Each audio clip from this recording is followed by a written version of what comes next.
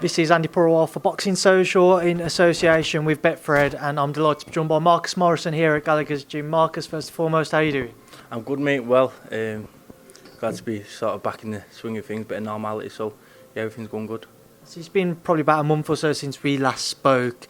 Have you got an update for us? Is there anything that you've got lined up? Any talks going on at all? I think last time we spoke, there was a few names in the mix. There was the Wild-Born, Cash, Brian Rose.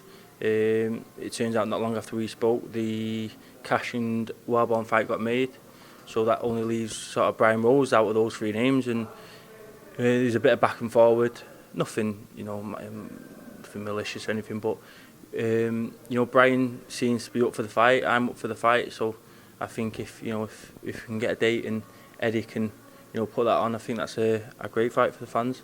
I was going to say, after we spoke, I think it was a couple of weeks after, I spoke to Brian, and Brian was more than up for it himself. Have you had any private discussions about it at all? At the time when it first come about, when I first did an interview, Brian, he messaged me just saying, look, it's a great fight, I'm up for it.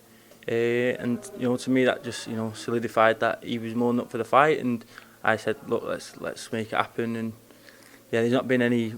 I don't think there's been any more formal talks, but it's a fight that I want, and obviously Brian wants as well. I know you'd have been frustrated and a little gutted that obviously Cash-Welborn was made, because at one stage earlier in the year you was close to the Felix Cash fight, and obviously you've always said you'd love to have that rematch with Jason Welborn. When that was announced, how frustrating was it for you? You know what? It wasn't. Not really, because them fights are always going to be there. I think like I said, the Brian Rose is a good fight.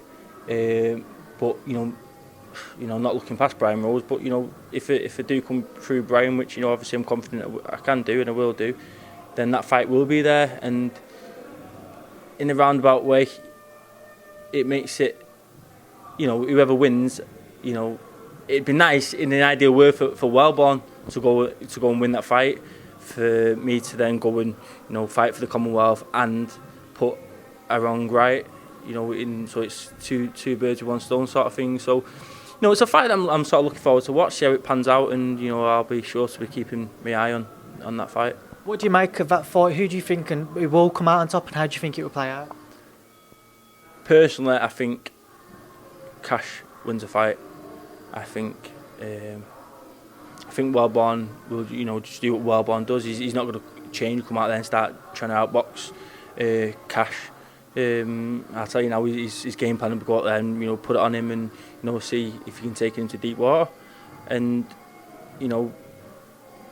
given Cash can weather that storm, I think he will do, and I think he'll win that fight. We also saw Canelo-Smith today training very hard and putting in some shift. He's one of the names and seems to be the front runner for that possible Canelo fight. How excited are you for the potential opportunity to see Canelo-Smith in a full camp to face somebody of Canelo's ilk? Since you've returned, obviously it'd be your first chance to see him with the titles that he holds as well. Yeah, Callum's professional all year round. You'd always see him training hard throughout, but put the Canelo name in front, and it's a whole different ball game. He's training hard now, like you said. He's trained very, very hard. And that's without the fight being made. So imagine, the fight being made, and the name, solid in his mind, and the fight, upcoming. He'll be training like a beast, like I said, like he always does. But I hope to see Callum get the fight, because I'd love a trip to go and watch it.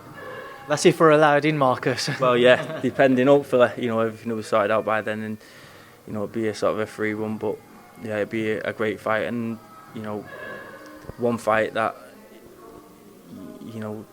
gives Canelo all sorts of problems, bigger problems than he's faced, in any of his previous fights, I believe, and a fight I think Callum can go on and win. Marcus, final question. Obviously, we see Tasha Jonas here today. She's preparing to face Terry Harper in her first world title bout next Saturday. Well, not next Saturday. Next Saturday. No, next Friday night. Yeah. Next Friday night. I was getting my dates muddled up there, but yeah, getting ready for that title showdown. Saw her in I assume maybe her last sparring session. Just talk to me about Tasha's camp though, and what you expect to see from her next Friday night. Yeah, Tasha's, she's had a bit of a lonely ride, because she's been in an actual full camp sort of by herself. And she had not a lot of pressure, but Joe's been on her, which you'd expect coming up to a huge fight like that. But Tasha's been brilliant throughout camp. She's been so dedicated, and I've seen her over the last few weeks just sharpening up in sparring, and she had rounds and rounds and rounds with different sparring partners. She's coming up to the point now she's looking great. She's really sharp, and she'll be more than ready. How do you think the fight plays out? No, I like Terry Harper. I think she's a good fighter. Don't think she's as experienced as Tasha. Not got the pedigree Tasha has.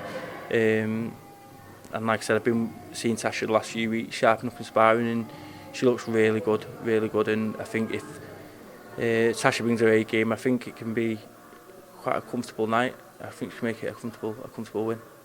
Marcus, we will leave that there now, then I will leave you to shoot off and enjoy the rest of your day. It's always been a pleasure to catch up with you, and thank you for speaking to Boxing Social. Cheers, pal. Thank you.